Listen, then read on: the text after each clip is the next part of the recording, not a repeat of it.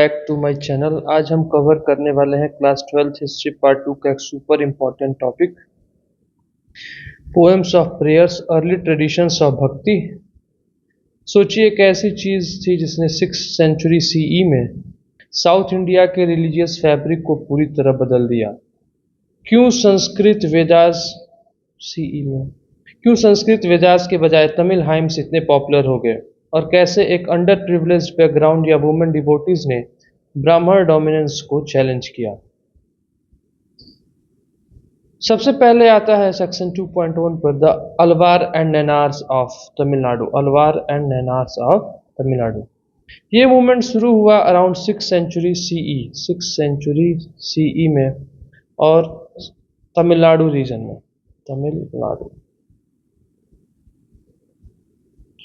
Who were दे? अलवार, ये विष्णु के devotees थे। विष्णु के डिवोटीज को अलवार कहते थे। Those who are immersed in devotion to God, इसका मतलब यही है अलवार का मतलब। नैनार, ये शिव के डिवोटीज थे। लीडर्स और डिवोटीज ऑफ शिवा, उन्हें नैनार कहा गया। ये सेंट जगह जगह घूमकर अपने लोकल लैंग्वेजेस तमिल में डिवोशनल सॉन्ग्स हाइम्स गाते थे और सेक्रेड श्राइन्स को आइडेंटिफाई करते थे। बाद में इन्हीं श्राइन्स पर बड़े बड़े टेम्पल्स बनाए गए। टेम्पल साइट्स हैं तमिलनाडु के। अलवार के कंपोजिशन को एक टेस्ट में कंपाइल किया गया जिसे कहते हैं नलैयार दिव्य प्रबंधनम। इसमें अलवारों के हाइम्स को कलेक्ट किया गया है और अलवार टोटल संख्या में 12 थे और इनके बुक को कहा गया है नलैयार दिव्य प्रबंधनम। नैनार के कंपोजिशन को कंपाइल किया गया तेवरम में। उनके कंपाइल को तेवरम कहते हैं और ये टोटल 63 थे। अब हम आते हैं section 2.2 attitudes towards caste. Historians का मानना है कि अलवार और नैनार ने कास्ट सिस्टम और ब्राह्मणिकल डोमिनेंस के अगेंस्ट एक स्ट्रांग प्रोटेस्ट मूवमेंट लीड किया। डाइवर्सिटी, इनके मूवमेंट में सभी सोशल बैकग्राउंड के लोग शामिल थे। ब्राह्मण से लेकर आर्टिसियंस, कल्टीवेटर्स और उन कास्ट के लोग भी जिनकी सोसाइटी में अनटचेबल मानती थी, जैसे नैनार संत नंदनार।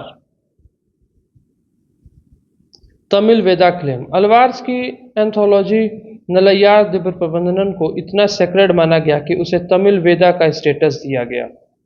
Claiming that it was an important as a 4 Sanskrit Vedas, इसे लोअर कास्ट के लिए भी ओपन रखा गया, unlike traditional Sanskrit script. Nalayira Divya Prabandham को तमिल वेदा कहा गया। इन मूवमेंट्स में वुमेन ने कन्वेंशनल सोसाइटी रूल्स को रिनाउंस करके अपना रास्ता खुद चुना। जैसे एक वुमेन अलवार संत हैं जो जिनका नाम है अंडाल, और ये ओनली वुमेन अलवार थी। ये अपने आप को लॉर्ड विष्णु की बिलव्ड मानती थी। उनके द्वारा लिखे गए वर्सेस जैसे त्रिपुवल आज भी तमिलनाडु में वाइडली सॉन्ग किए जाते हैं। इनका जो लिखा गया है इसे त्रिपुवल नाम से संकलित किया गया है। करईकाल अम्मैयार, डिवोटीज ऑफ शिवा थी। इनका नाम था करईकाल अम्मैयार। उन्होंने हाउस होल्डर्स लाइफ और सोशल ऑब्लिगेशंस को रिजेक्ट करके शिव की आराधना किया। इन वुमेन डिवोटीज ने किसी नए ऑर्डर को ज्वाइन किए बिना अपने कंपोजिशंस के जरिए पैट्रियार्कल नॉर्म्स से सीधा चैलेंज किया। अब हम आते हैं relations with the state, opposition to Buddhism and Jainism. Tamil bhakti poetry में एक मेजर थीम मिलता है जैनिज्म और बुद्धिज्म का ऑपोजिशन। ऐसा क्यों था? क्योंकि ये रिलीजियस ग्रुप्स रॉयल पैटर्नेज के लिए compete कर रहे थे, for royal patronage.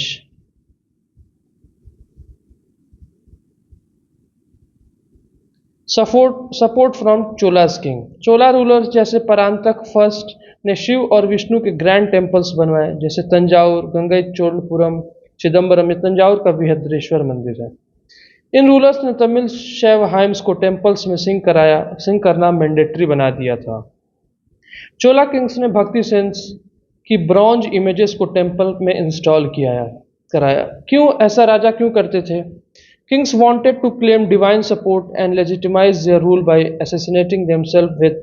associating themselves with popular saint poets who had a huge following among common people। तो राजा अपने आप की वैधता के लिए, खुद को डिवाइन सपोर्ट के लिए इन भक्ति संतों की मदद करते थे और अपने कोर्ट में इन्हें जगह देते थे। तो आपने सीखा कि अलवार कौन है, नैनार कौन है और नलैयार प्रबंधनम तमिल वेदा के नाम से जाना जाता है। दो वुमेन सेंट के बारे में जाना, अंडाल और करईकाल अम्मैयार। चोला किंग्स ने पेट्रोनाइज दिया टेम्पल्स को और भक्ति सेंट्स को टू गेन पॉलिटिकल लेजिटिमेसी। अगर आपको ये समरी पसंद आई हो तो वीडियो को लाइक करें, दोस्तों के साथ शेयर करें और चैनल को सब्सक्राइब करें। Always history. Thank you everyone.